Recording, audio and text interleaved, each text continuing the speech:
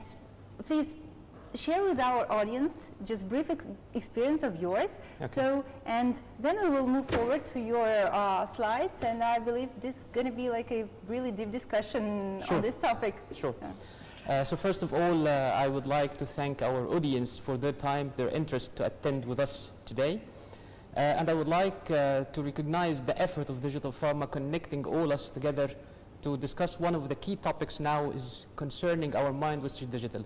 Digital, when we talk about digital to patient, to HCP, and a lot of things are moving on for this. So this was my first note. Thank you very much for your team, for you, for conducting such an event. The second thing, I would like, just to give a short brief about myself. So again, as Elena mentioned, I'm Karim Shaker. I'm the country head of Upper Gulf and Oman with LifeScan. I'm a pharmacist with almost 17 years of experience in the region, working for sales, marketing, and medical departments, where in the last 7 years I was responsible of the marketing function in my previous company, where the digital era was rising and coming after. So it was a big interest for us, it was a big learning for us, and I would like to share with you some of digital innovation coming now in diabetes management, not from digital marketing perspective, rather than about how we can use the digital tools to connect doctors and patients together for a better management and a better compliance of the patients. So this would be the key topics of my slides today. Yeah, and I would would love also to move forward, because Sure. Our conference is not just to speak about the issues, but super practically oriented. Yes. So I would all the questions from my side will go about how it can transform to sales, so how it will Yes. go through this, and I believe our audience is super interested in your point of view, how this can be managed to reflect the Sure. results of the company. Sure. Okay. So first, before jumping into the digital solution, we need to have some understanding about diabetes, and especially that by mid-November, 14th of November, that will be the World Diabetes Day, where you can find diabetes will be one of the top search words in all the Google Analytics and a key traffic moment for diabetes coming for you. But to understand more how big is the diabetes problem, we need to understand key facts about it. So imagine that we have almost 463 million diabetic patients around the world, and this number is expected to jump to become 700 million patients in 2045. And unfortunately, that 79% of the adults with diabetes are living in a low and middle income countries, which is a lot of them representing our countries in the Middle East and Africa, so which may add a burden, financial burden and access burden to those patients to get a proper treatment. Diabetes causes almost 4.2 million deaths on annual basis across the world. And diabetes costs the humanity almost $760 billion from the health expenditures in 2019, which represent almost 10% of the total spending on adults across the world. So this is global. So what is the case in MENA region? When we look into the MENA region, that we have almost 55 million adults with diabetes, and this number is expected to be doubled by 2045. The prevalence of diabetes in the region is one of the highest in the world, which is almost 12.8%, 13% in our region. The key shocking fact after was that 45% of the people living with diabetes in our region, they are undiagnosed, where diabetes can consider as a kind of a silent killer for those patients. Diabetes is expected to cause almost 418,000 deaths in IDF MENA in 2019, and finally that we are spending in the region almost $25 billion in diabetes, and this number is expected to increase by 55% by 2045. So this is how big is the problem. So a question here, so why do we need digital tools in diabetes?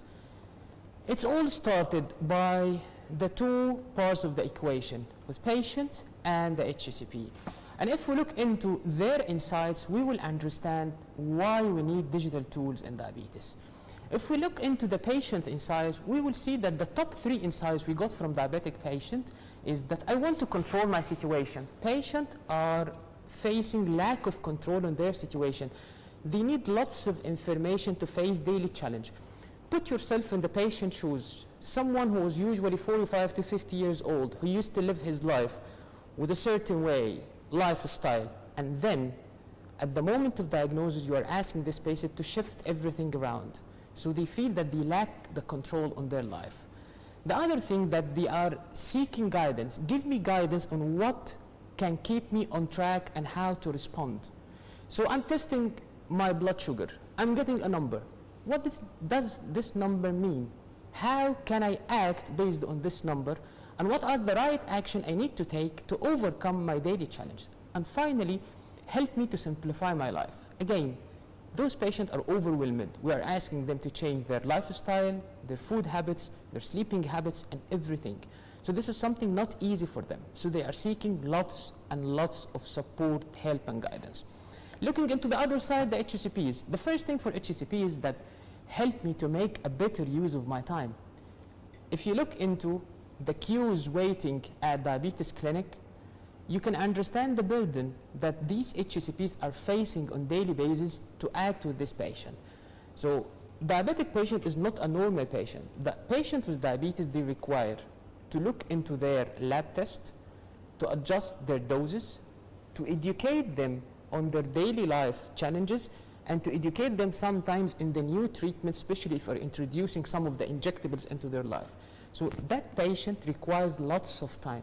So if we can help HCPs with a tool that can shorten this time and shorten this visit, this can impact the efficiency of their time. The other thing, as long as you are giving me a tool to educate my patient, I need this tool to be a reliable tool. So this is the second need for doctors. And then the third one, and the ultimate goal for every HCP, is help me to help my patient to get better faster and stay better longer, avoiding the complication. So what is the purpose we are using digital tools now in diabetes? The first thing is for tracking. So we are helping patients to understand if they are controlled, are they hypoglycemic or hyperglycemic. The other thing for management. Some digital tools can help those patients to identify their dose, especially when it comes to insulin pump patient. Some of the tools also is helping patients to understand injection techniques if they are injection insulin. So management is the second thing that patient may seek tools, digital tools in diabetes. And the last one is access. And this need of access tool become a big need during the COVID-19 situation. You remember the lockdown time where patients even were not able to go and see their doctors. At that time, patients and doctors were in a big need for alternative solutions that can enable them to maintain their contact. And at that time, lots and lots of telehealth applications, programs were introduced to the market to overcome this access issue. That was newly introduced, or let's say it was not newly introduced, it was scaled up during the COVID-19 time, and now it continued to become a habit in diabetes management between HCPs and patients. So this is some examples of the current existing apps in the market that patients and doctors can use it. So when we look into the mobile apps, we have, for example, One Touch Reveal by LifeScan, and we have the Guardian Connect by Medtronic. This is when it comes to blood glucose monitoring applications. When we look into the insulin pump, we have MiniMed mobile app by Medtronic. Web apps, we have blood glucose monitoring apps also, which is One Touch and LibreView by Abbott. Insulin pump, T-Connect by Tandem. And as I told you, insulin injection techniques, BD and Me by Becton Dickinson, plus lots and lots of telehealth program available in the market now. So how these programs work and how it connects HCPs with patients, it connects HCPs and patients through an ecosystem that help for better management and compliance. So again, patient, whatever their machine, is it insulin pump or blood glucose monitoring, through Bluetooth, it can send data to their mobiles. Then this data, it has one of two routes to reach to the HCP, either to synchronize into a cloud, and this cloud will give real-time insight so the doctor immediately can help their patient to do the proper intervention, to take the right action, or if the sum of the laws in the region here, and this is one of the challenges we are facing, that some of the laws in the region are prohibiting that storing patient data in a cloud outside of the country itself. So this kind of a challenge, one of the challenges that we are facing in the medical devices and pharma companies to overcome and provide each country with a cloud, because this is adding a lots of burden from technical perspective and from financial perspective. But there's always another tools always to connect it manually with a USB and print the reports. You can send it to doctors afterwards by emails or whatever as per convenience. Then how this can help patient? It gives more insight, better guidance and assurance, and turning numbers into action for patient, and more engagement in the treatment plan. And this is one of the key things that is creating a gap for patients with diabetes.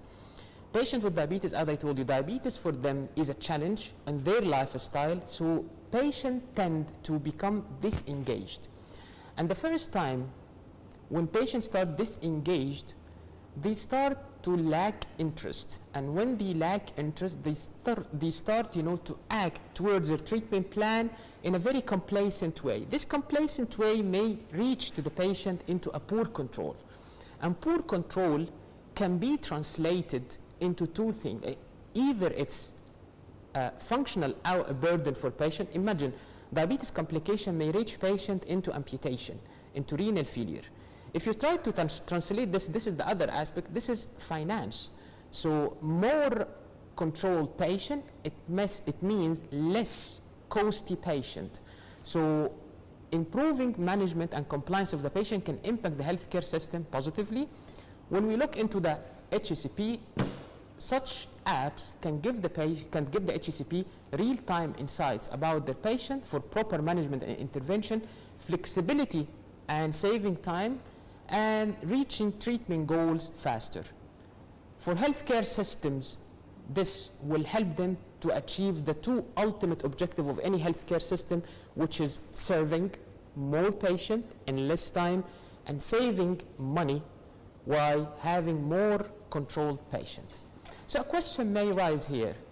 Is MENA region is the right place for digital, either for patient or for HCP and even for digital marketing? Let's have a look.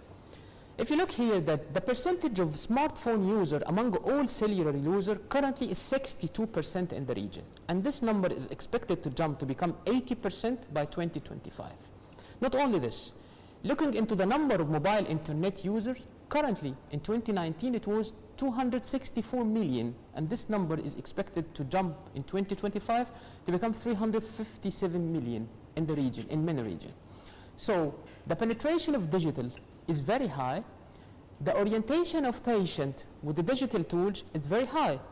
So does it look like La Vie en Rose or the world is pink now? No, we still have challenge. And what is the challenge? The challenge that if we started to look into the key topics that majority of the population are browsing here in the Middle East, health and wellness topics and apps comes number 7. So patients spend most of their time in social media, online gaming, online shopping, media platforms, Netflix, looking into the news, looking into the sports and following the sports. Then after all this, health and wellness topics may come. Frankly speaking, we can see much improvement after the COVID-19 situation, but still the gap is there, and this is the responsibility of us as healthcare providers, as company. So however, this is a medical devices or pharma companies, to raise the awareness of digital in healthcare, in remote management for patient, not only with diabetes, but lots of chronic disease. But again, we're talking about diabetes since we are approaching the World Diabetes Day, since this will be the hot and top search word in the media in the coming month. That was my last slide. Thank you very much again for your time. Thank you for the opportunity. And I wish that it was adding to your experience and understanding about digital tools in diabetes. Karim, thank you so much for your great report. And we have some questions from the side of our attendances. And as usual, like, I'm having some sort of question from my side personally. Okay. So like when you are installing the system, you are getting lots of data from the patients and how they're dealing with doctors in this field. So what do you do with this data? How do you monitor them and how do you use them afterwards? Okay, so it depends on what kind of data we are talking about. If we are talking about data of patient, let's say their emails, their mobile phone, it helps us to feed our direct-to-patient communication across. So when we look, if we're looking into my company currently in LifeScan, we are running lots of direct-to-patient communication because the SMBG or the self-monitoring blood glucose category is still in the region here kind of an OTC category, where the patient had a big influence in choosing the right brand. So being the top of mind brand and help patient to differentiate between your product and other products in the market can help a lot. And this is how we can utilize the patient data when it comes to their emails and their phones, of course after following all the privacy regulation and patients signing their consent to use the data. So we are following this very strictly because my company is an American company and we are top strict when it comes to the patient data. Then when we talk about the data of patient situation or disease, my company has no visibility on this data because this data goes directly to the HCP.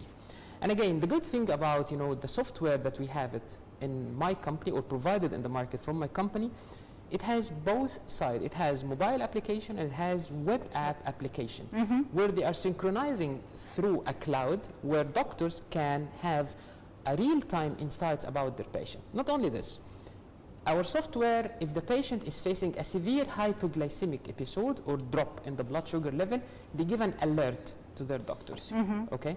And we have even some enabled feature that if the hospital is willing to do this, we can connect this into a telehealth system where one of the HCP can connect directly with the patient and give him guidance.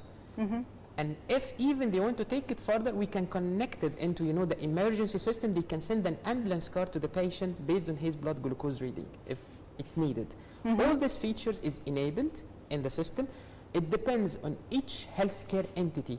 They're willing to do this. So they just want only for tracking or for remote management or even to take it a further step into the emergency. All this is available there.